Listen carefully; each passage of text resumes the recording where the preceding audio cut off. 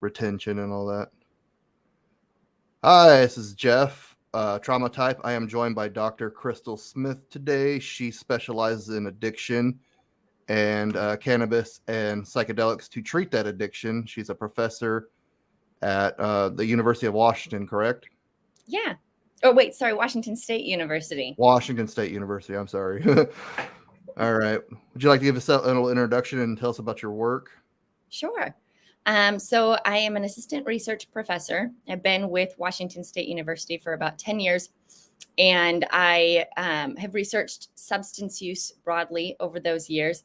Actually, the first studies I got to help with were on methamphetamine, and over the years, my personal research has drifted towards cannabis and opioids, now some genetics and genomics, and I am branching a bit into the realm of psychedelics with some partners at the University of Washington. So that's been a really fun area to explore. Very cool. Something I'm interested in. I don't have a addiction besides maybe like food addiction's my big thing, but There's addictions. what's that? There's plenty of addictions. Yeah, unfortunately, cannabis doesn't help food addiction, so don't try that, people. So what is about addiction is helpful? I mean, sorry, what about cannabis is helpful for addiction? Well, I would actually say I don't think that cannabis is helpful directly towards addiction. Cannabis has a lot of helpful components to it, a lot of things that are helpful for inflammation and inflammation type diseases, things like Parkinson's. There's some growing evidence that cannabis is helpful for some folks with anxiety. It's very helpful for people who have eating disorders. Sorry, took me a moment to grab that word. Who have eating disorders, who are having trouble keeping weight on, and there's a whole bunch of different areas where, like cancer, wasting diseases like that, where it's been shown to be helpful.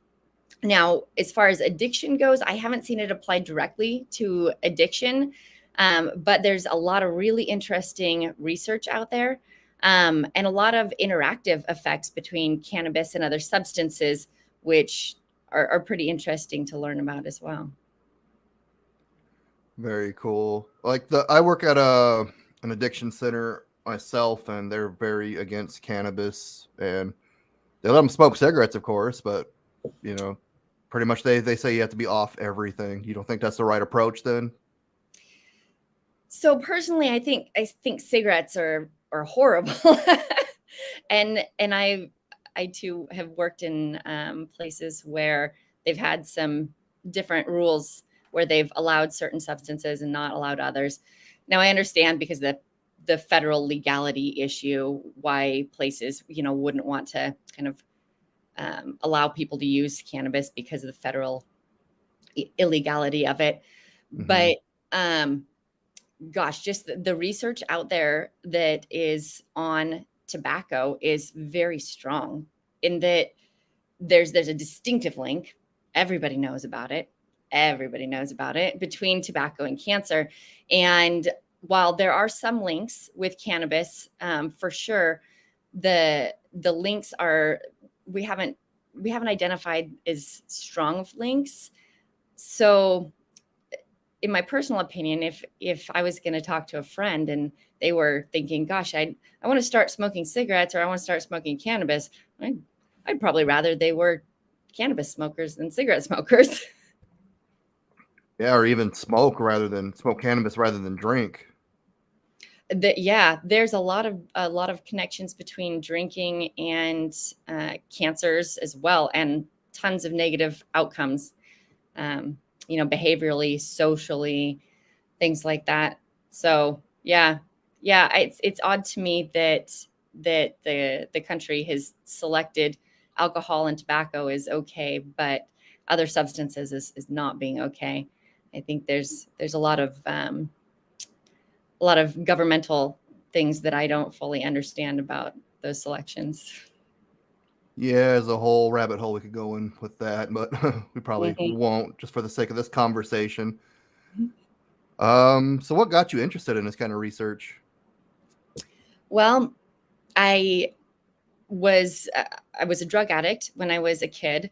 I started using in high school. I used meth. I used opioids, and then after being able to get out of that cycle, I went to school, got a psychology degree to begin with for my bachelor's, and got interested in, what makes people tick, and why do people make the choices that they do, and what about their genes and what about their environment leads people into using substances and or out of using substances. And so I went into clinical work with my bachelor's and then got my master's, and nothing was really clicking all the way. It was okay, but I kept thinking, I just want to find the answers. Like, I want to figure this out. So I started calling everybody I knew, aunts, uncles, all my old professors, trying to find out, how do I do research? I want to do research.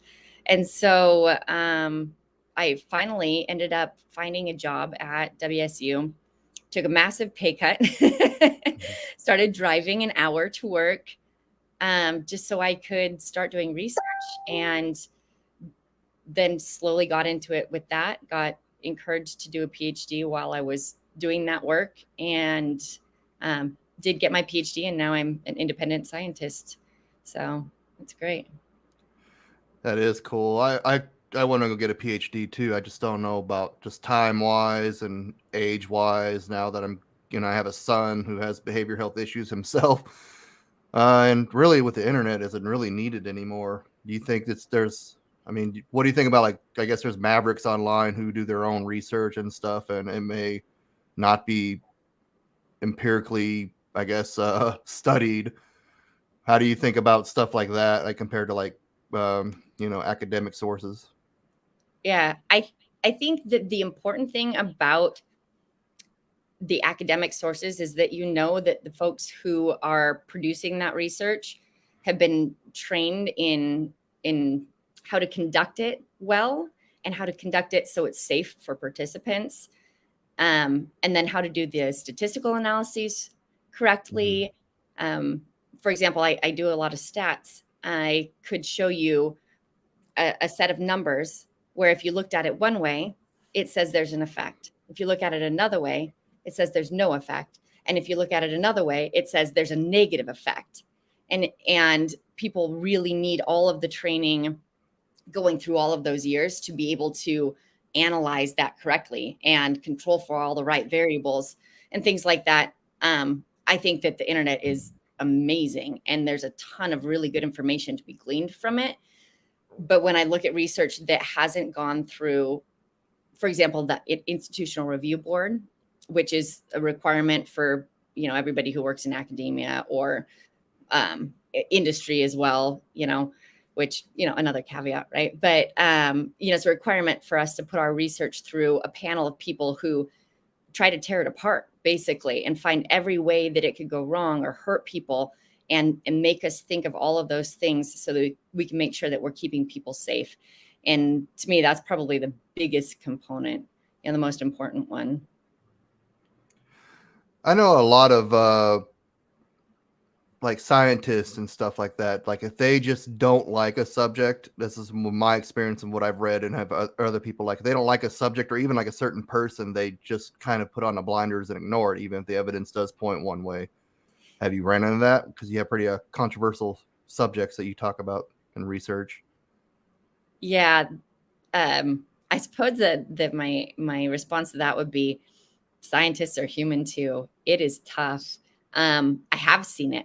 I've seen people who do put on the blinders, or who go, are we positive about that? Because that's going to upset people, and I don't want to upset people. So, knowing that scientists are humans too, and there's people who have gone through all the training and are still bad people, just like in every area of life. I think that, it it increases the chance that people will kind of do a good job having put that much time and effort into it. Kind of like, medical professions. You want to be careful so you don't hurt people, and you want to be careful so you don't get in trouble. But there's still bad doctors. There's still bad, teachers. There's still bad, people in every area.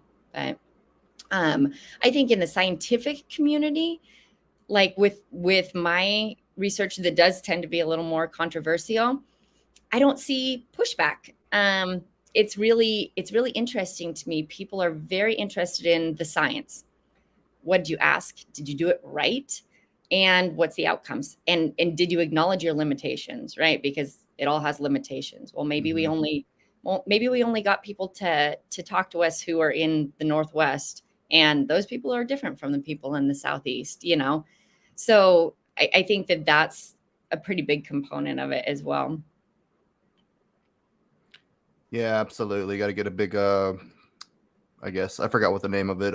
I took some psychology classes, a collection point or whatever, population, like a diverse population. There we go. Speaking of which, you said you're conducting a study right now, and you're looking for African American participants. Yeah, so we are almost wrapping up, but we're struggling with participation a bit. There is a study that we're doing looking at trusted sources of information for medical information and genomic information. So in particular, people can get genetic testing done by their doctors to help them kind of pick the right medicines or tell them if they're at risk for certain disease, like breast cancer, for example. It's one of the big ones. And there are very low rates of participation by minorities. And I'm going to say probably rightly so, right? There's some mistrust. There's been some horrible things that have happened over the years to people from minority communities. And so I think that plays into it.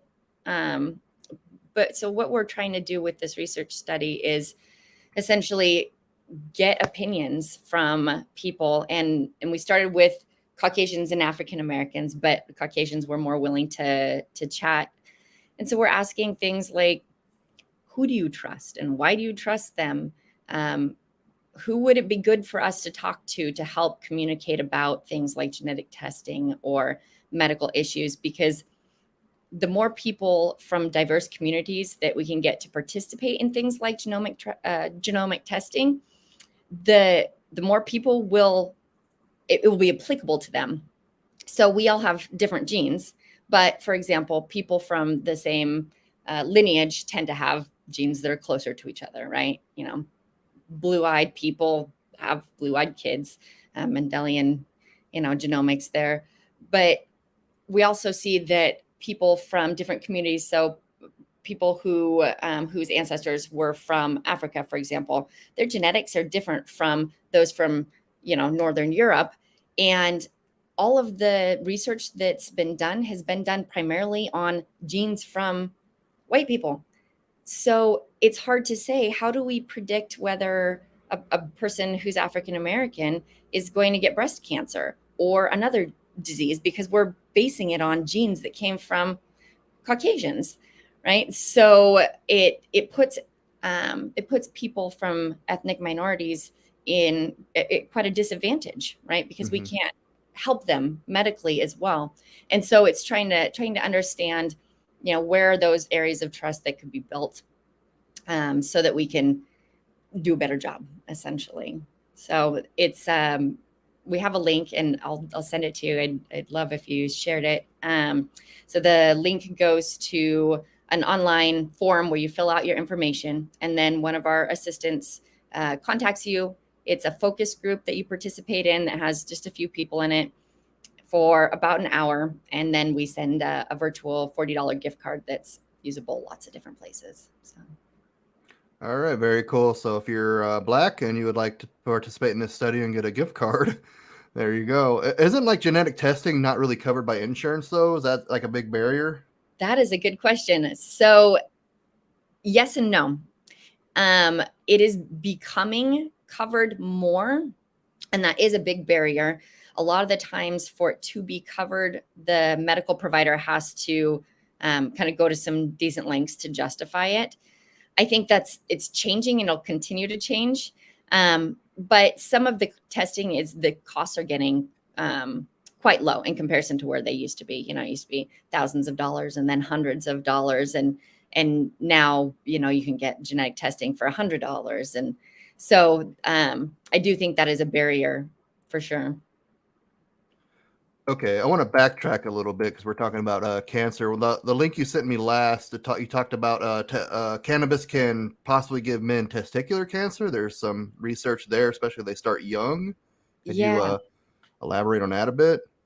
Yeah. So is the links with cancer and cannabis, I knew I was going to say that wrong, are really different and they're really interesting. So yeah, actually one of the consistent links that's been found has been between cannabis and testicular cancer.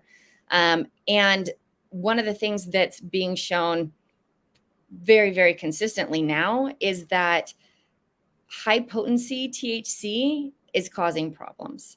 So testicular cancer, there's some evidence for head, throat, and neck cancers. There's an interactive effect with tobacco use, interestingly, where if you were to basically multiply the effects of the cancer-causing agents in tobacco. So some weird stuff with that. Gosh, what else is trying to think of if I'm missing them? Yeah, I think that the big one, though, the thing that's causing more and more problems is the high potency THC. Really, I haven't smoked much in the last few months. I used to be a daily user, but I just use, you know, the regular flower. What's one question I was gonna ask? What's the safest modality of using cannabis? A lot of people say that it's eating it.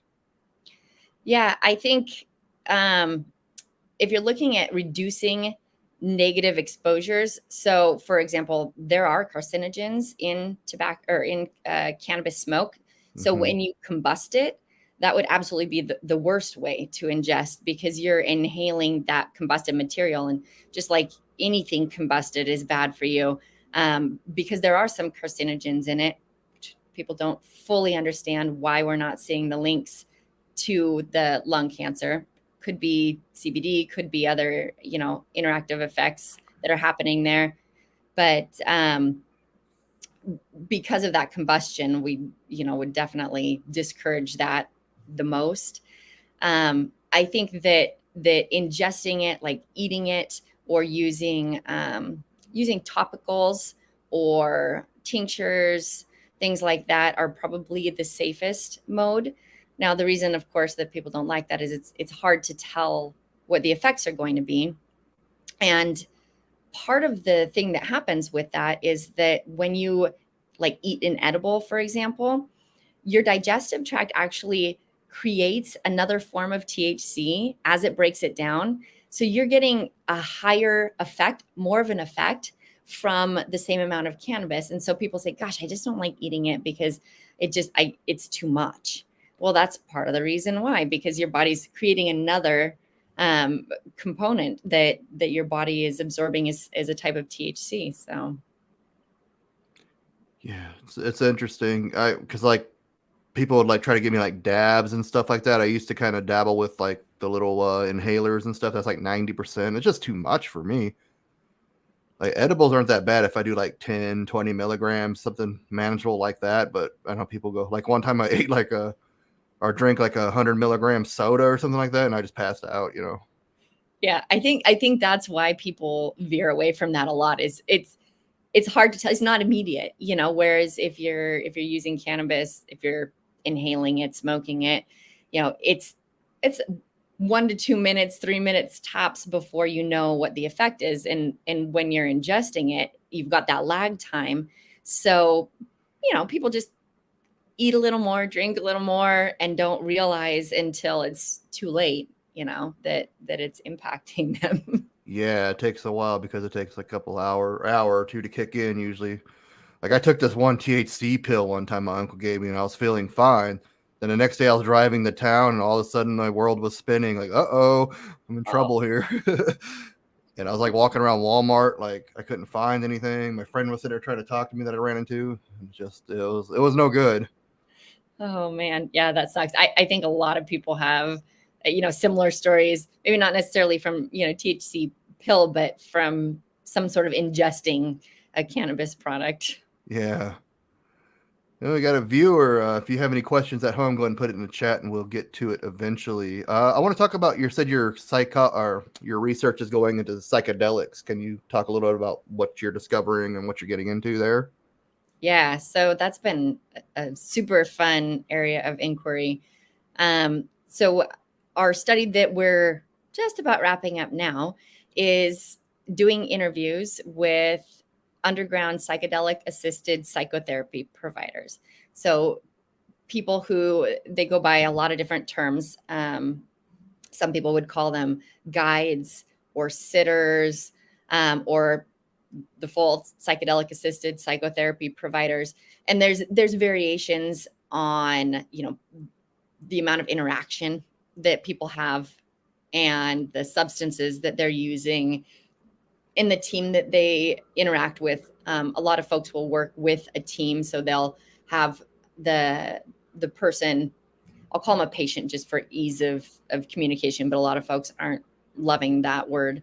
But so they'll have the patient connect with a counselor before and after, and also sometimes with a medical provider or a nurse to, kind of go through medical conditions or medications that might be interacting. So we're interviewing folks who have this lived experience to find out what that looks like. There's a lot of knowledge that is being accumulated in this underground practice. And as researchers, if we were to just jump in and say, hey, we're going to start from bare bones ground up, it wouldn't make sense, right? Because people know a lot more than we know right now because they've been doing it.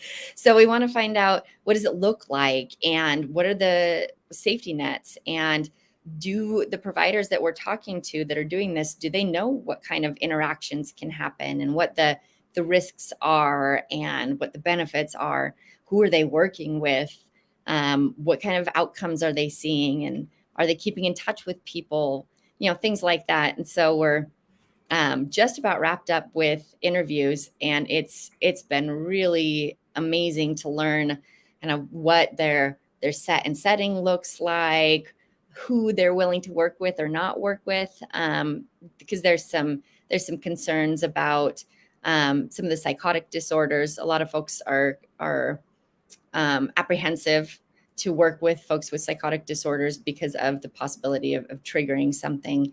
And overall, everybody that we talk to, they're doing it because they've had some sort of transformative experience themselves that's been incredibly helpful, and they feel like they want to do it to kind of pass on to the world, help other people, help them find themselves or get better, work through their PTSD, all of those things. So people are really doing that for pretty altruistic reasons. And some people are doing it for free and spending hours and hours and hours with people that they don't even know, just to try to help folks. So it's pretty cool.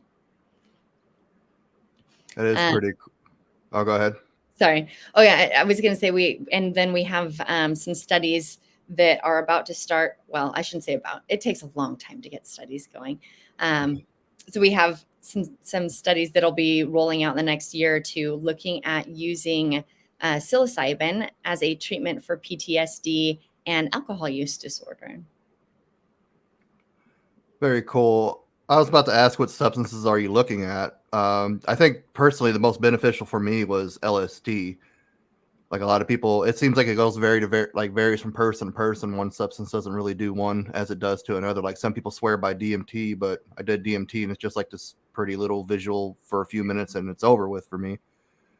Have you found like any certain substances, maybe besides psilocybin, that's been beneficial? There's been quite a bit of research on psilocybin and LSD. There's, of course, MDMA, right? There's the Yeah. MAPS trials using MDMA.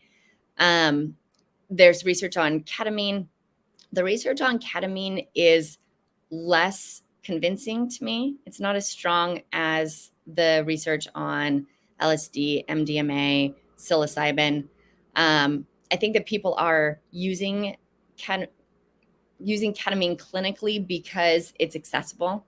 So medical providers, have used ketamine for a long time for a lot of things, right? And because it's accessible and they can use it off label, and it's close to the effects that you might get with some of the other psychedelics, it's kind of a soft step in, I think, for a lot of providers. And there's some evidence that it's helpful. I think that's just not as strong as some of the others. Yeah, isn't ketamine actually a dissociative rather than a psychedelic?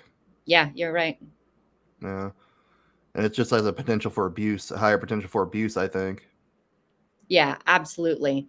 Yeah, I could definitely say that I feel comfortable with people not having being at risk to become physically dependent on, for example, psilocybin or LSD, but ketamine is concerning to me. And it's related to PCP too. They're quite similar, aren't they? I'm not sure, so I can't really speak to it too much. I haven't looked into it.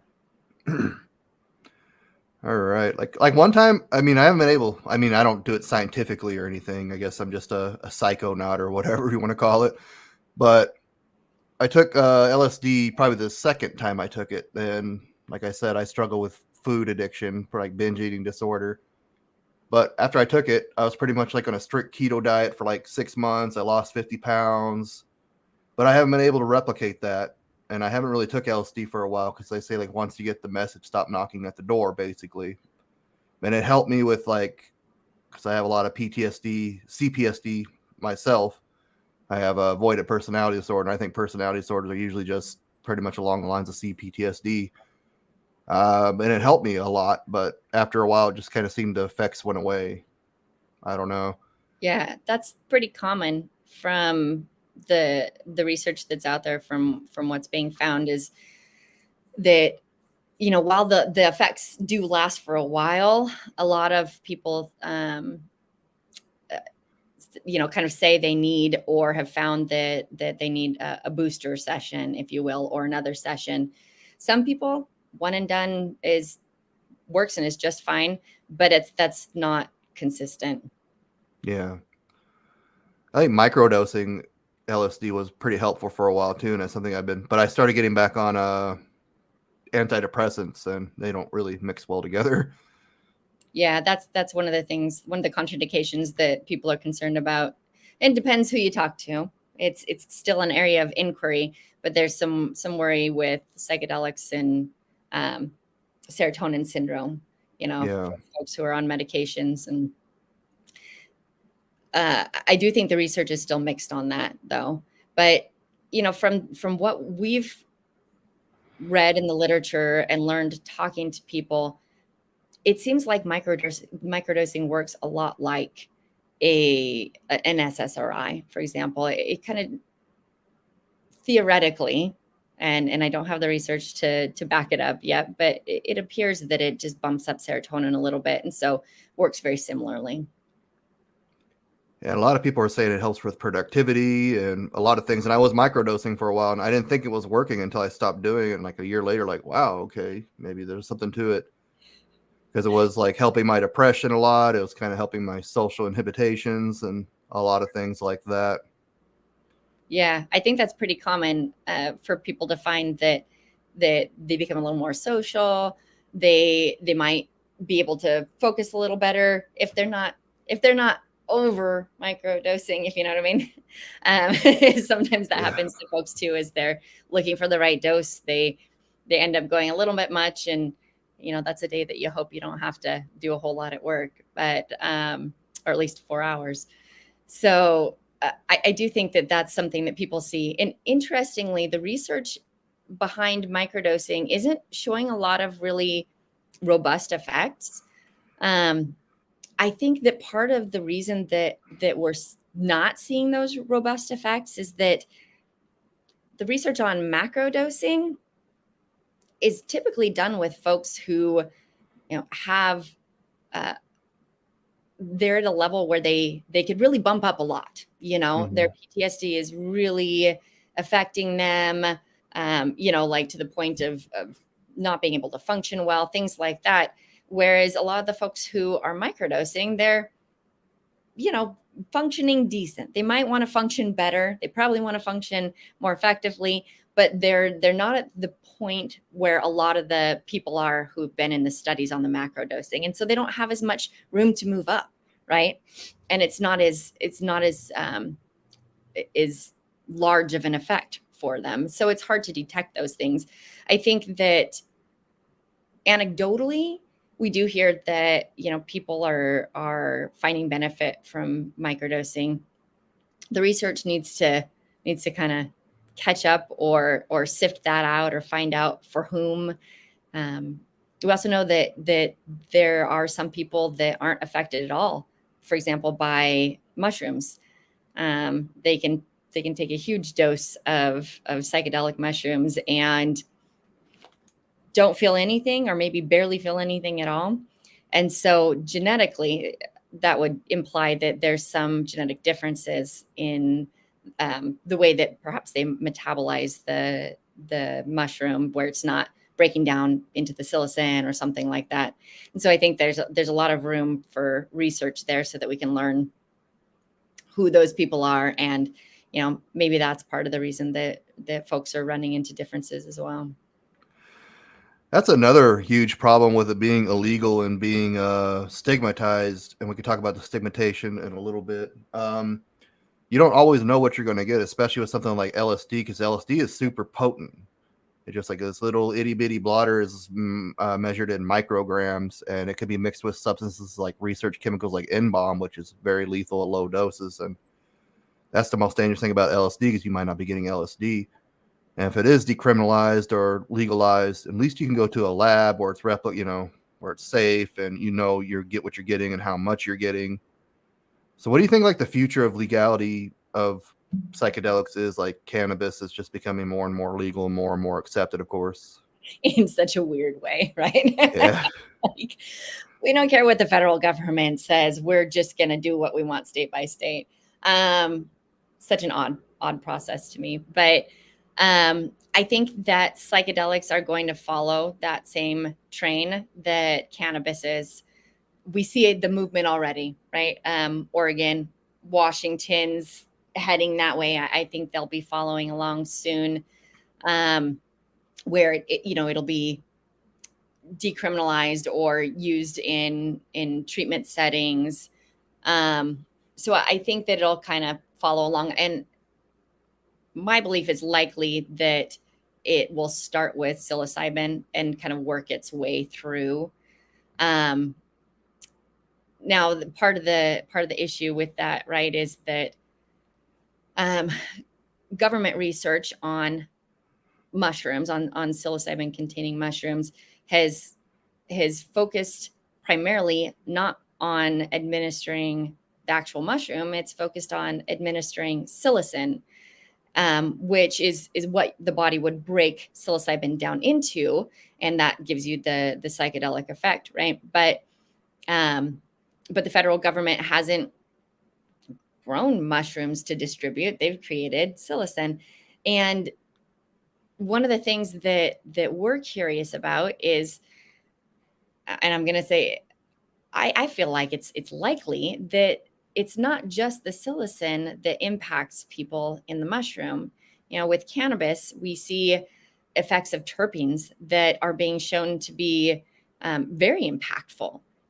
There's some recent research that's come out showing that the terpene of limonene, which you find in a lemon, right, or a lime, a citrus fruit, is also in cannabis. And if people have use cannabis with limonene in it, it will decrease the kind of anxiety effect that cannabis Really? can produce.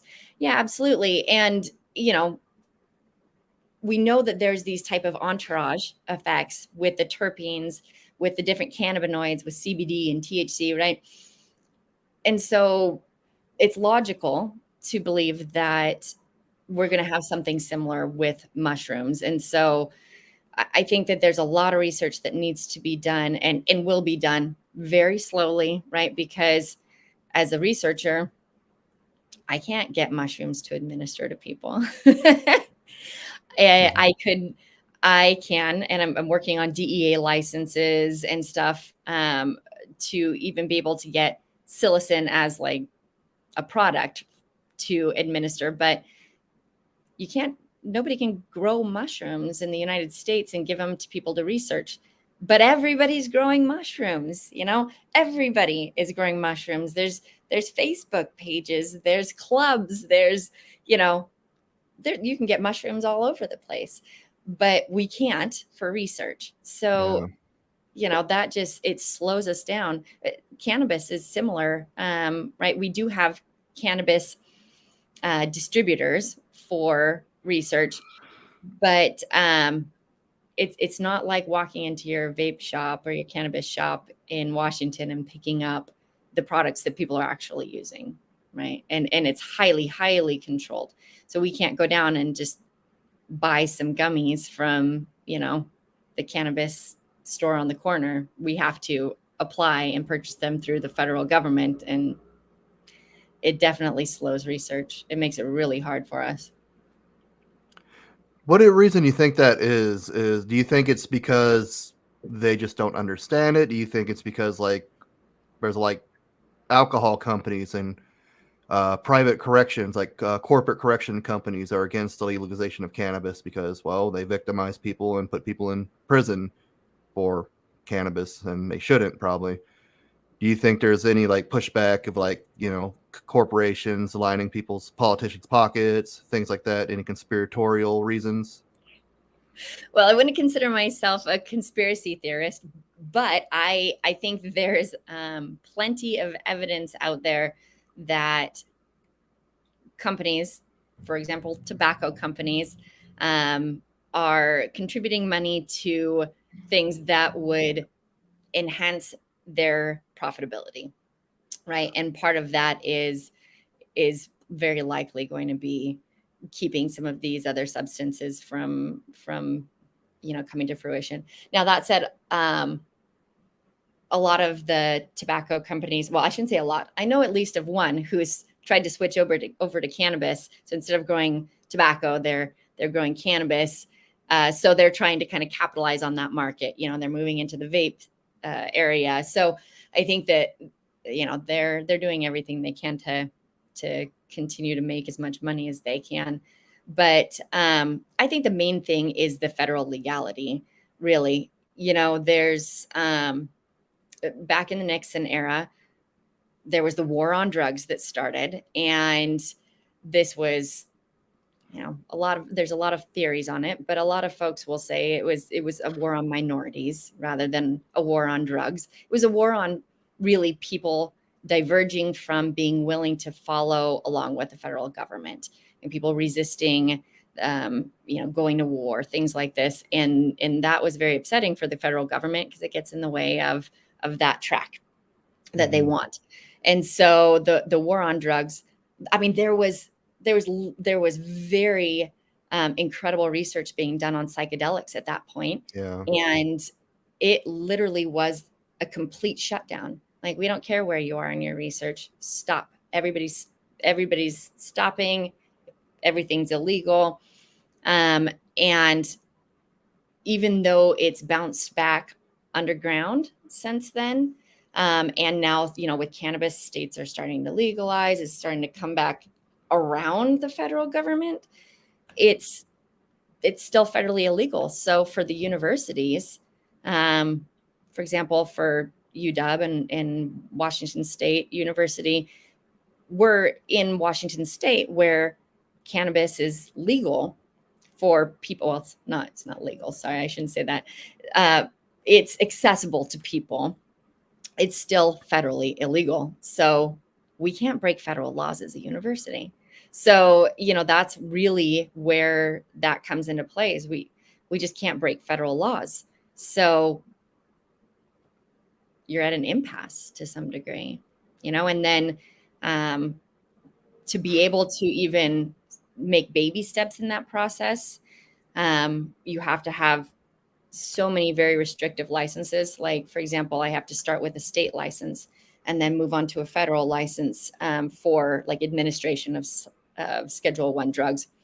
I have a friend who is an MD who ran a methadone clinic for years, and it took him 8 years to make it through the process to get his Schedule I license. I lost audio. To administer. Oh, uh-oh. Can you hear me? I can hear you. Can you hear me? I can't hear you. Oh, this is great. Here, let me plug in. Maybe that'll help.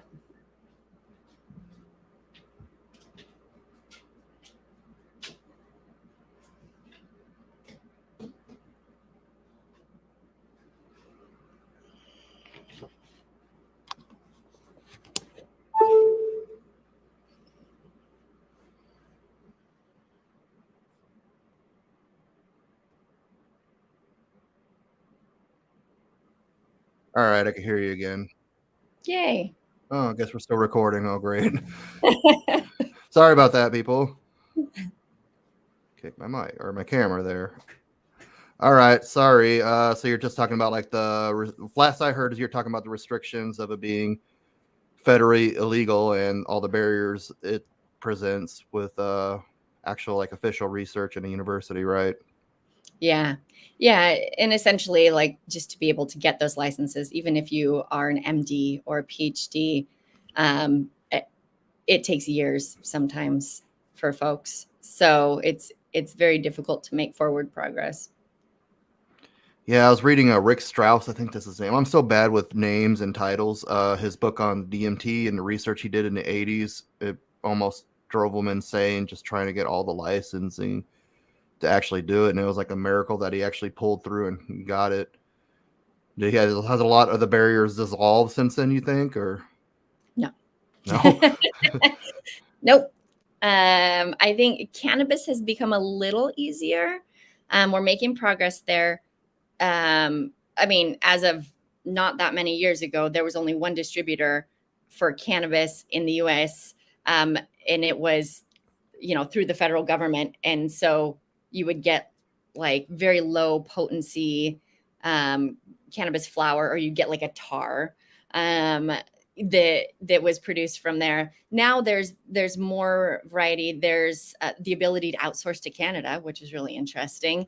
Takes a lot of paperwork, but there's the barriers are starting to come down for cannabis. With psychedelics, I think it's still just as challenging. Really?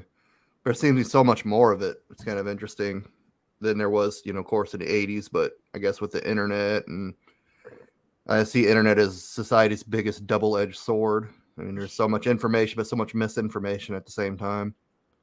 Yeah, I would absolutely agree. It's awesome and it's terrible all at the same time.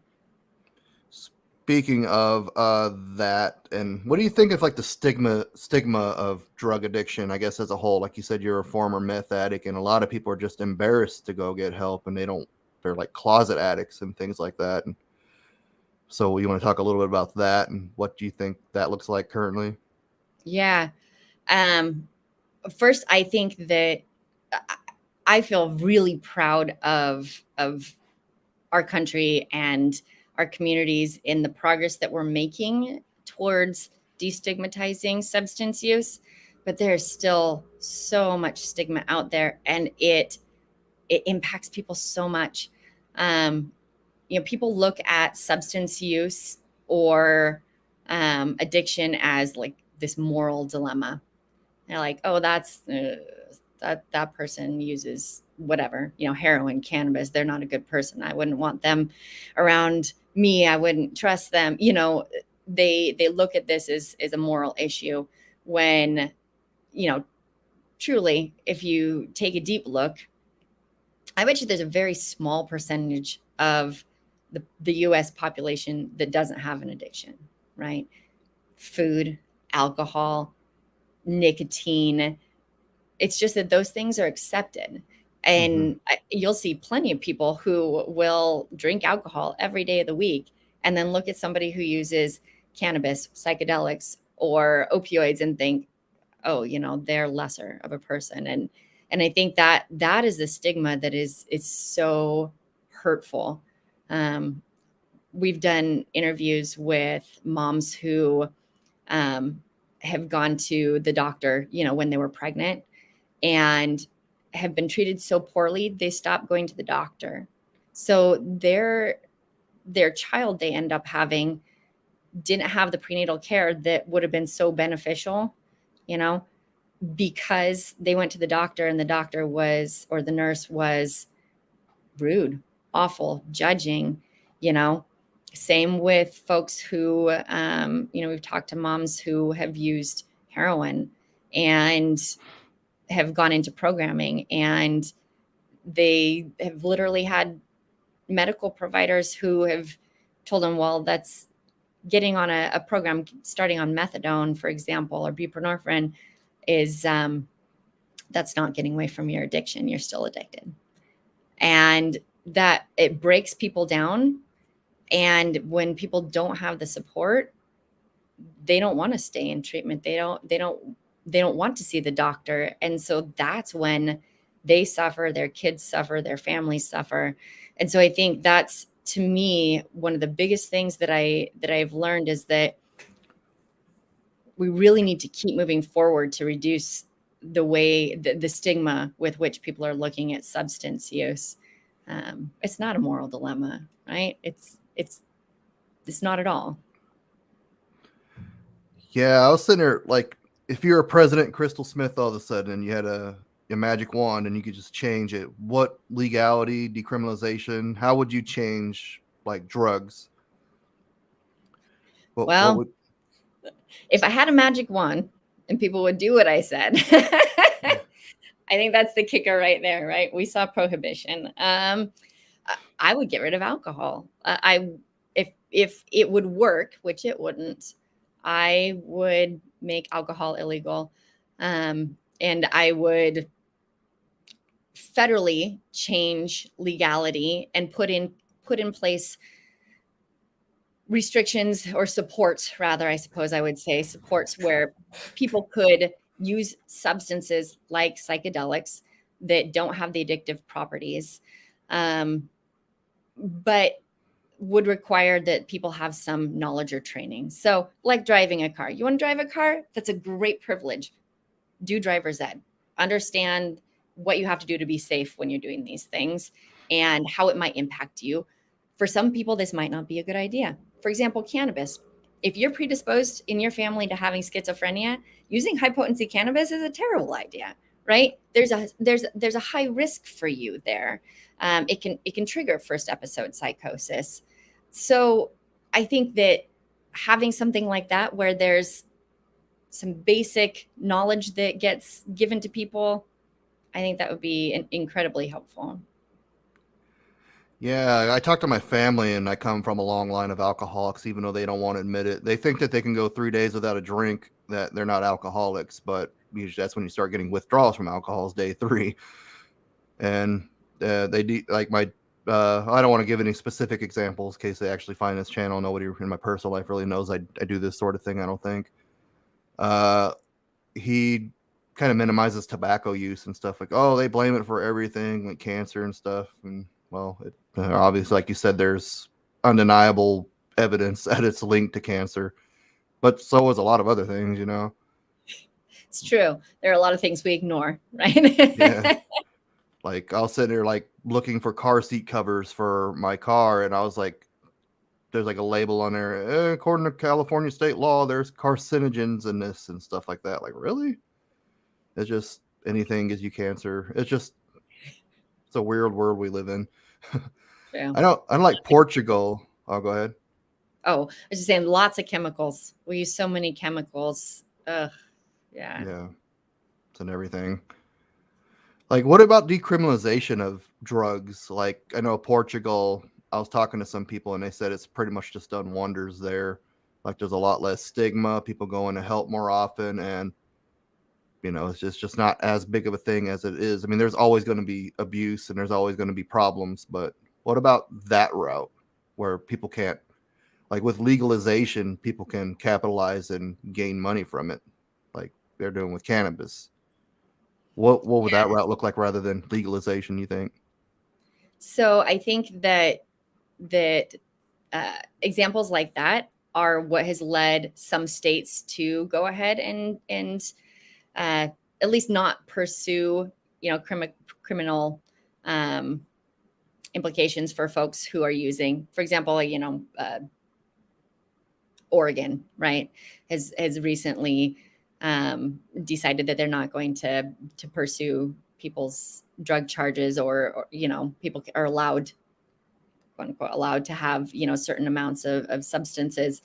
I think that's based on some successes like that. And I think that one of the main reasons that the federal government is contemplating or interested in heading that route is that they see it happening around them anyhow. And so why not capitalize? Why not gain money? I think there's pros and cons to all of that. There are a lot of people who could use a lot of substances recreationally and be fine. There are folks who function really well in their daily lives and use, a variety of different substances and are able to manage it. There are a lot of folks who can't. There are folks who are predisposed to becoming physically dependent on substances. I think there's some genetic evidence that's coming to bear. There's personality evidence. We see that folks, for example, who are kind of more on that sensation-seeking scale, they're a lot more likely to use substances in a way that's not safe for them. And so I think that there would be pros and cons to decriminalization. I would like to see a lot of the more helpful substances or potentially helpful substances be decriminalized, like the psychedelics, for example, because a lot of the risk lies in, like you said, you're getting substances, unless you're just getting a mushroom, right? You're getting substances that are lab made, that they're pills that are compounded, or they're, blotters that are coming from you don't know where. And when they have a supply chain issue, for example, with MDMA, they're just going to throw a little bit of whatever might work in there. So it might just be amphetamine that people are getting. It might, you don't know, you can't tell. And so I think that would be incredibly helpful for some of those substances. I have major concerns with things like opioids because of the high addictive potential that they have. I really wouldn't like to see free access to them, especially where our communities are right now, with so many people being given opioid medications and then cut back or cut off by providers. I think that it would cause a lot of trouble for a lot of folks to be able to have free access to things like that. Yeah, for sure. I definitely see how we're treating addiction here, and I agree with a lot of it, and then I don't. But I guess we're at where we're at, and not much we can do. Yeah. All right, I guess time to bring this thing home. I usually ask for 3 book recommendations. It looks like you just put 1. You want to talk about? I mean, that's fine. Hey, yo, Flamo. That's the guy I was telling you about that might do the study you're conducting. Awesome. I don't know if he heard it or not. But I'll tell him about it later. So I gotta get going here. So you want to tell us about your book recommendation? Yeah. So let me not get the title wrong. I jotted it down here. Okay. So it's The Rebel's Apothecary, a practical guide to the healing magic of cannabis, CBD, and mushrooms. So I I'm just actually finishing it up. I don't read recreationally. I do so much reading for work and read so many research articles that my eyes go crossed, and I'm a slow reader anyhow, so it takes me forever. But I found that to be a very fascinating book and to have a lot of factual information in it. I would say don't take it as, the end all be all. When she wrote that book, she was basing it on knowledge that was currently available. And there have been some progressions since she published the book. So there's some new evidence out there. So, take everything with a little bit of a grain of salt, but it's a really great overview. And I actually really love the information she has in there on other types of healing mushrooms, things like lion's mane and chaga. And so I think it's a really nice overview. It describes how people have used these substances medicinally and some of the evidence that's out there. So I would highly recommend it. Very cool. I might check it out myself. Use this as a typology slant, and I'm kind of proud of myself because I'm trying to get away from typology just a little bit. What would you like other people to know about you, maybe as a researcher or your former addict yourself? Is there anything you'd like to tell people or any misconceptions you'd like to clear up? Gosh, that's a big question. I think the biggest thing that I would want to communicate is there's a miscommunication about research, what it is, what it does, what it provides. And that's many people believe that if research is done on something, then you get the truth. And that's not necessarily the way it works. It provides a piece of information.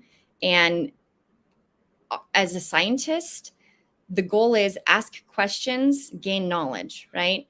Mm-hmm. You ask a question to figure out what's going on, not what the truth is. And so everything's always evolving. For example, if I do a study and I say, oh, look, we found that A is connected to B. And then later we find out that there's some other influence, C, that we didn't even think about, that nobody considered, genetics, for example. And when you start to bring in that's actually what's explaining the effect. And so I think the biggest takeaway I would say is in research, you have to understand that things are always evolving and we're always learning. It's not we figured it out when we do a research study. So that would be it. That's my biggest thing, like with science and research and stuff like that. Like they think because there is no evidence on something that just purely doesn't exist, or a lot of people at least. Yes. But there's so much that you can't replicate in a lab, and there's so much there's more that we don't know than we do know, and people just are just so arrogant about that. That's why I don't really believe in a God in the Judeo-Christian way. I'm not trying to turn this into a religious debate or anything, but like atheists say well, there is no God because there is no evidence of God, but there's no evidence that God doesn't exist either, really. I mean, so it's just it's a weird paradigm that we go through, and I think it discourages spirituality and questioning the status quo, I guess. Yeah, I would agree. Okay. All right. I guess we'll wrap this thing up. Is there anything else you'd like to say before you'd go? No, thank you so much. It's been fun getting to chat. All right. I appreciate you coming on. I'll put links down below for Dr. Smith's work, as well as the study that she's conducting with African Americans and their genetic disposition. Thank you all for watching and have a great day.